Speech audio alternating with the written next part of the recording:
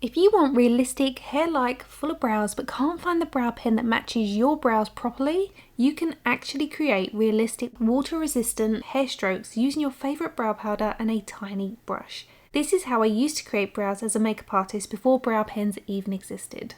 If you've watched my recent waterproof makeup series, you'll already know that Duraline can transform so many powder products into long-wear waterproof formulas, and today we're using it for the brows.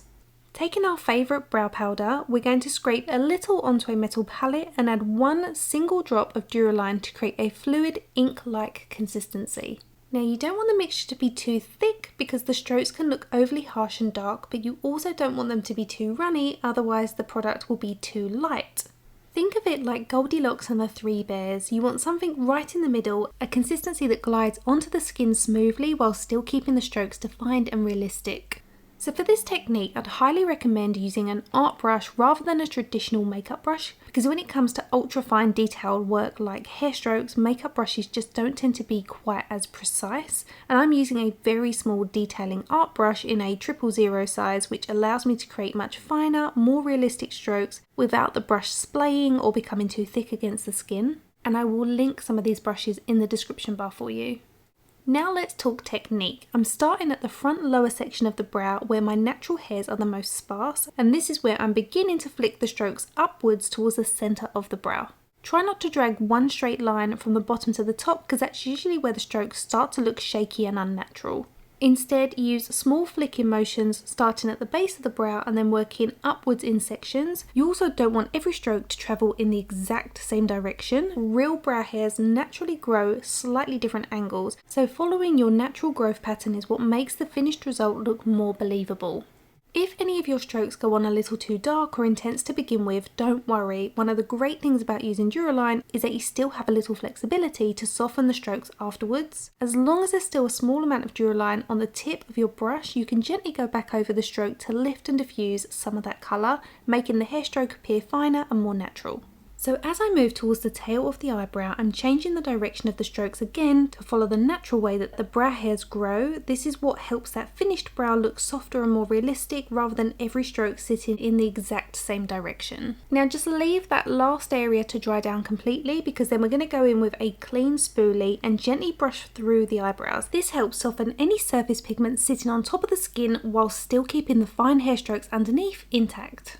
Because of the Duraline, you don't completely lose the strokes when you brush through them. Instead, you're left with a softer, more natural looking stain that still has much more longevity and resistance than brow powder alone. I know this technique probably looks like quite a lot of work, and honestly it wouldn't be something somebody wants to do every single day, but this is a technique I used to use professionally on clients who had extremely sparse brows, very uneven brows, or little to no natural brow hair at all, because it really allows you to realistically mimic the appearance of individual hairs directly onto the skin. It's also a great alternative for those of you that still haven't found your ideal brow pen that properly matches your hair colour. So while this may not become everybody's everyday brow routine, it can make a huge difference if you struggle with sparsity, asymmetry, or finding realistic looking brow products that actually work for you.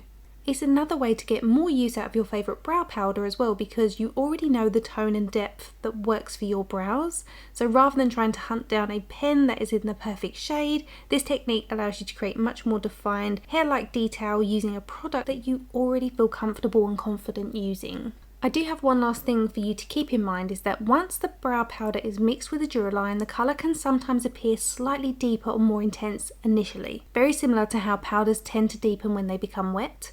So I always recommend starting with a lighter hand and building gradually as needed, as the strokes will usually soften slightly again once everything has fully dried down. So here's a reminder of where we started compared to the finished result. The brow still looks soft and natural, but we've been able to create a more realistic fullness and definition using hair-like strokes. And if you do already own a brow pen, or you'd prefer a quicker method without having to mix your own product, then make sure to check out my brow pen tutorial here on screen, because I'll show you how to achieve a very similar realistic hair stroke effect using a brow pen instead. As always, I'll list and link all of the products I've used and recommended down in the description box for you. And if you know somebody with sparse or uneven brows, please do share this tutorial along with my other problem solving makeup tutorials, because you genuinely never know who you might help feel a little more confident with their makeup. If you enjoyed this tutorial and found it useful, I'd really appreciate it if you gave the video a like, left a comment, subscribed and showed the video a little love, because it really does help support the channel and the algorithm as well. Thank you so much for watching, and I'll see you in my next upload. In the meantime, you can catch up with me behind the scenes over on Instagram, where I share a lot more makeup stuff on my stories.